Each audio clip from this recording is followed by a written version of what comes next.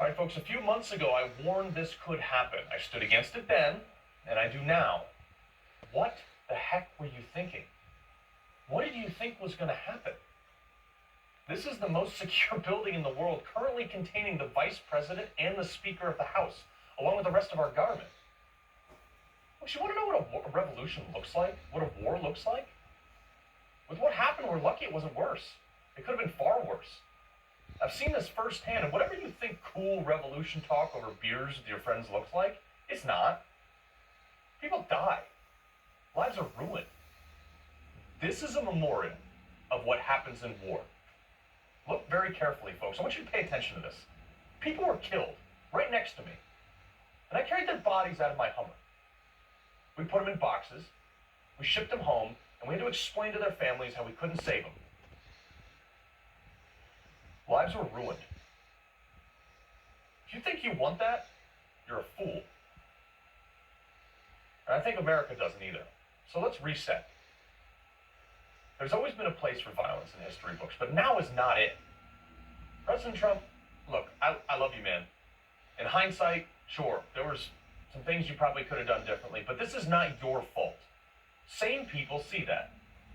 You did not incite riots at all. But sane people are not writing the history books right now. Sane people are not writing the narrative. We saw Twitter ban you, Facebook suspend your account indefinitely, because they're trying to remove the real version of who you are from the history books. They want to tell the story. America, yet again, needs you to go out there and fix this. Leave with your agenda intact, because you had the most successful presidency of my lifetime. Your policies worked. You made America great again. The liberal media wants to pin this on you, and we need you to not let them. And those jumping ship right now, resigning from your post, but 2 weeks before you would be forced out anyway, why? Because you think that you'll be some champion of the left for what, a day? Elaine Chao, Betsy DeVos, Mick Mulvaney? Liberal media will use you as a talking point for the next 72 hours to hit Trump with, and then you'll be forgotten. Then the second you stick your head up for any conservative cause, ever again, the same media, they'll blast you as a Trump supporter and tell you you're a horrible person, just as they would have anyway. So shame on you. I want to get to how we move forward from this in a minute, but first I want to explain how we got here. And I get it. It was not a sudden thing. I certainly feel many of the same feelings you do. For the last 5 years, yes, I still say we Trump supporters have been degraded, we've been demeaned, ridiculed, and patronized for supporting our guy. We've been called racist, sexist, stupid bigots, uneducated rubes. This is a manifestation of that. We've been told that we as gun owners are the problem. And if you think differently, you need to be canceled, banned from civilized society. So yeah, is it any wonder why so many people gathered in D.C. to voice their anger? I don't think anybody went there intentionally to cause harm, but they were angry. You mix all this up with the fact that millions of people right now have lost their jobs. They've lost their businesses. They've been shut down. Many can't pay their rent. Some can't feed their kids. And then people in that building that have been getting paychecks this whole time with our tax dollars finally got around to kicking us measly $600 for our troubles. Yeah, I'm mad too, folks. For many of us, a vote is all some felt we had left. State constitutions were violated in order to change election laws. Undoubtedly, that aided Democrats with the mail-in ballots. Take Pennsylvania, for example. Their constitution laid out exactly how to change voting laws, and they didn't follow that. They passed sweeping changes to allow mass mail-in ballots and circumvented signature verification. Plain and simple. Folks, I'm not talking about fraud, I'm talking about process.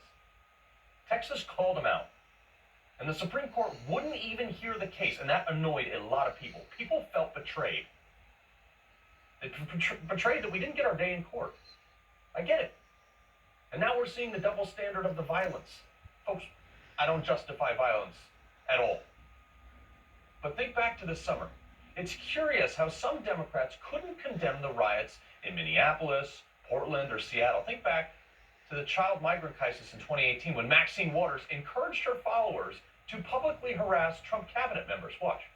If you see anybody from that cabinet in a restaurant, in a department store, at a gasoline station, you get out and you create a crowd.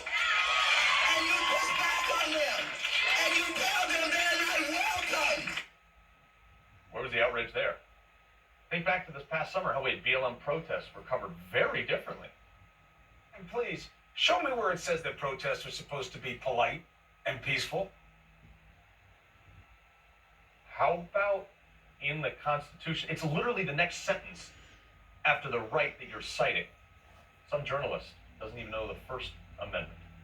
So when someone who feels that their vote was the last thing they had and they don't even feel it counted, no matter what the courts say, no matter what the media says or the talking heads, they don't care.